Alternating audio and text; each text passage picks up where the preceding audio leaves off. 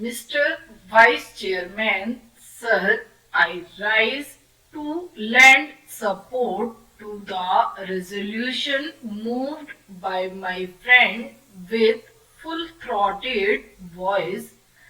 It is very correct that the present legal system of India is not an effective instrument of social change, as it is not a very effective instrument of social change. Naturally, it cannot provide socio-economic justice to the weaker sections of people, to the underprivileged people who form the majority in India. Sir, we all know that the old order changes yielding place to new. Change is the only unchanging thing in this constantly changing universe. It is not a very happy thing that although we attained independence in 1947 till today, we are guided by Anglo-Saxon jurisprudence.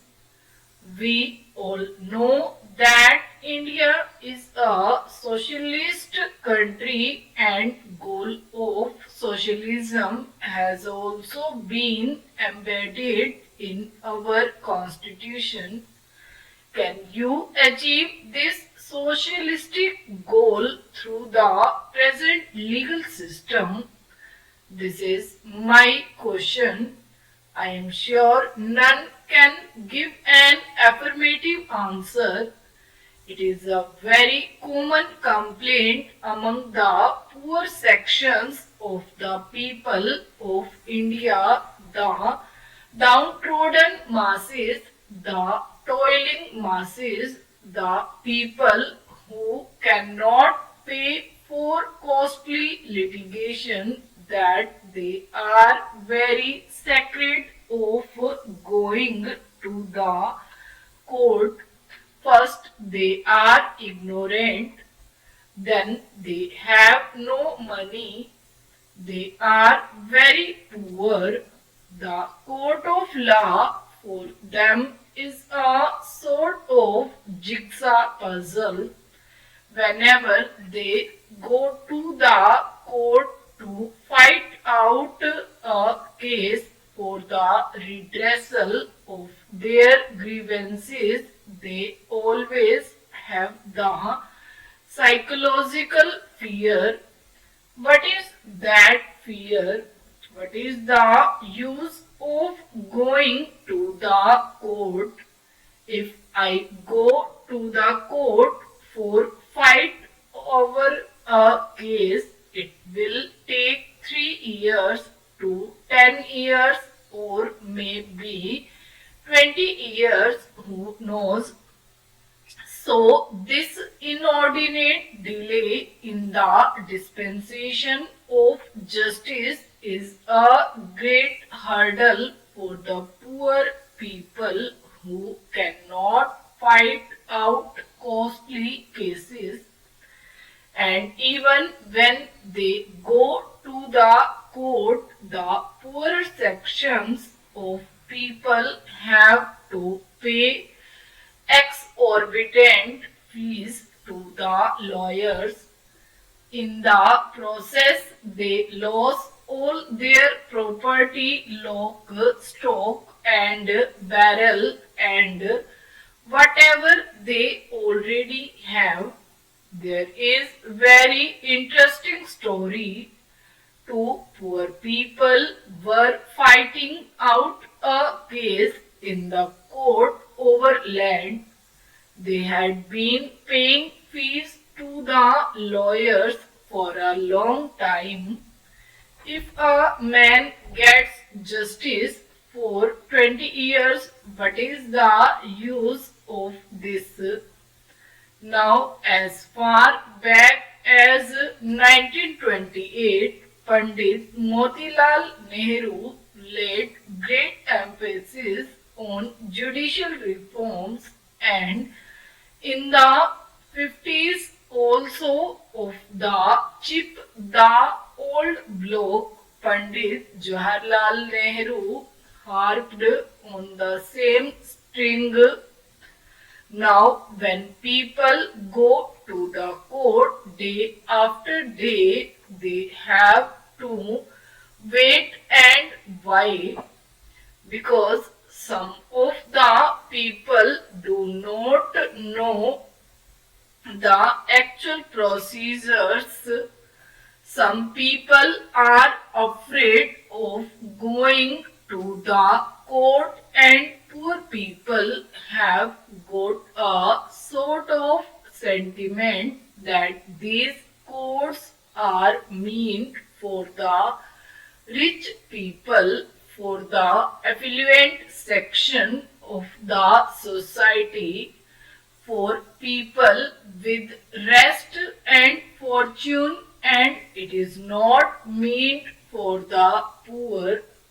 If we introduce this sort of judicial reforms by appointing a commission by which this sort of misgivings and apprehensions are utterly removed from the minds of the poor people of India, the earlier is done, the better it is for our country.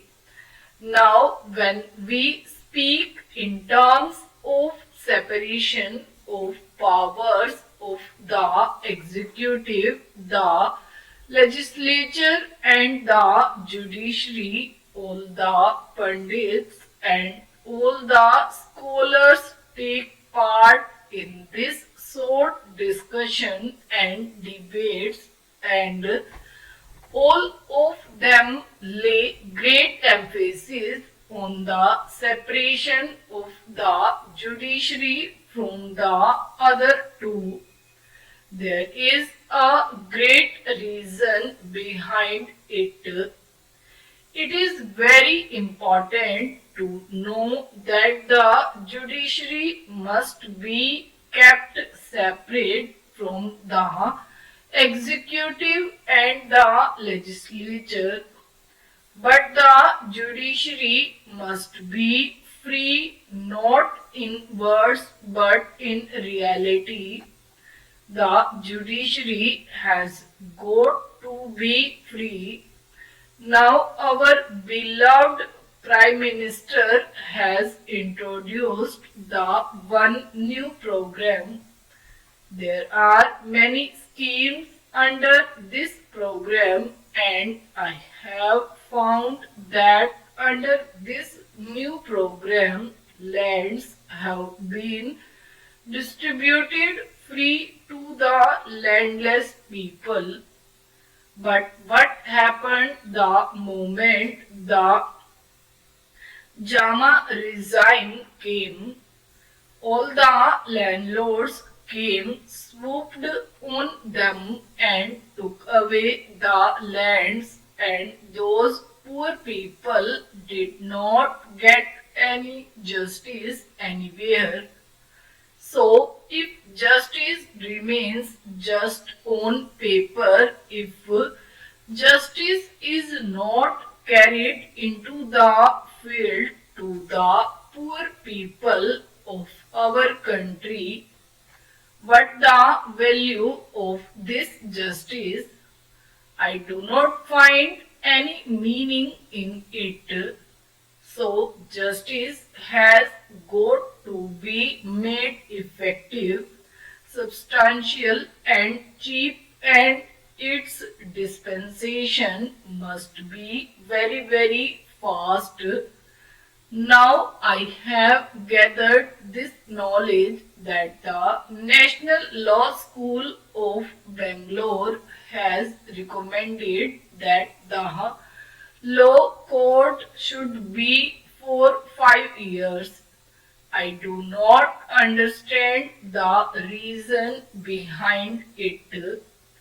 5 years is a very long time, and most of the poor parents cannot afford to defray the educational expenses of their sons and daughters who will have to pursue their studies for 5 long years. Stop.